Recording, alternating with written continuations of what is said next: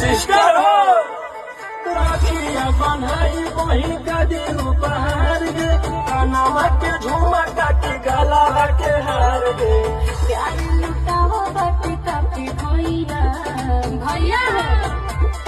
कोनो दुश्मन और ताके भैया आवा बांध दे गलाइया में राखी भैया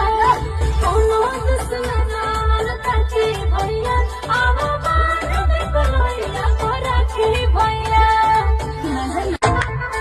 सिस्टर हो राखिया बनाई वही का दिन उपहार गे कानावा के झुमका के गला के हार गे प्यार लुटाओ बाटे काफी भैया भैया